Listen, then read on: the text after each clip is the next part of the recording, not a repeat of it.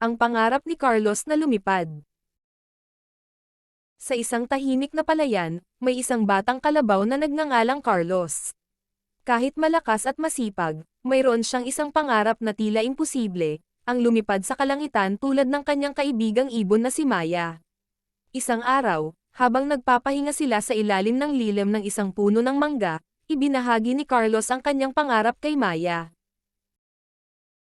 Maya, sa tingin mo ba, posible para sa isang kalabaw na lumipad?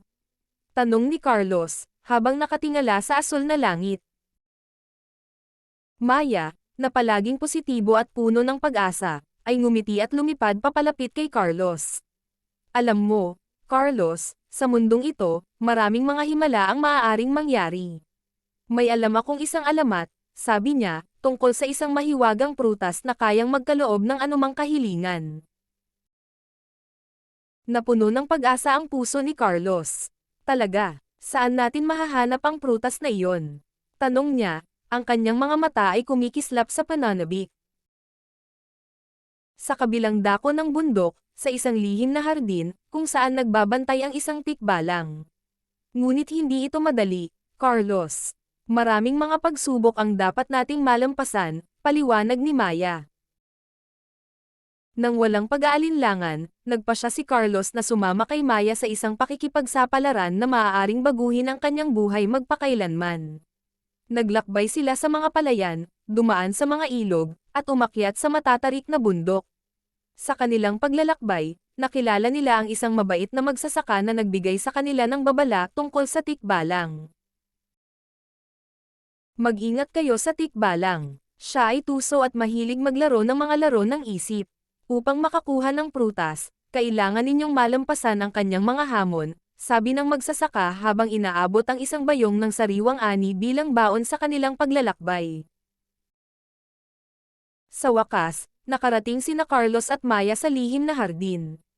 Doon, hinarap nila ang tikbalang na may mahabang mga binti at kumikinang na mga mata. Maligayang pagdating, mga munting nilalang, sabi ng tikbalang na may mapanuksong ngiti. Handa na ba kayong harapin ang aking mga pagsubok? Nakahanda at determinado, sina Carlos at Maya ay sumang-ayon sa hamon. Sa kanilang pagkakaibigan at pagtutulungan, handa silang harapin ang anumang pagsubok upang matupad ang pangarap ni Carlos na lumipad.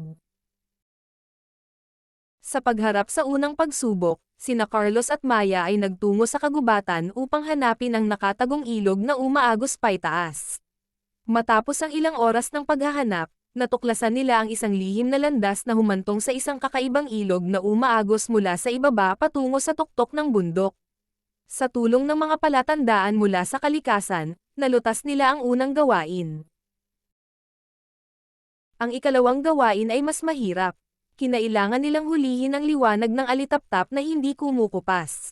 Sa gabi, naglakbay sila sa kagubatan at nakita ang isang alitaptap na may kakaibang kinang.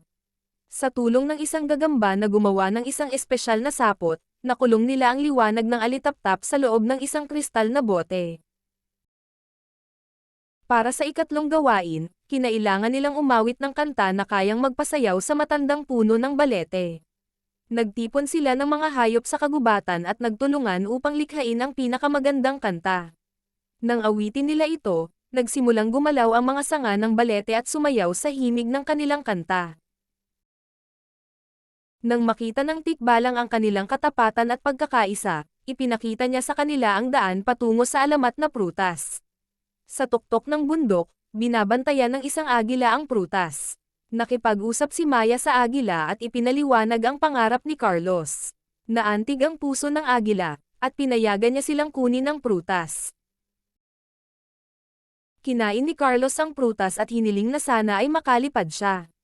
Biglang lumaki ang mga pakpak mula sa kanyang likod, at sa unang pagkakataon, nakaramdam siya ng kalayaan sa paglipad. Lumipad si Carlos at Maya sa kalangitan, dala ang kagalakan at pag-asa.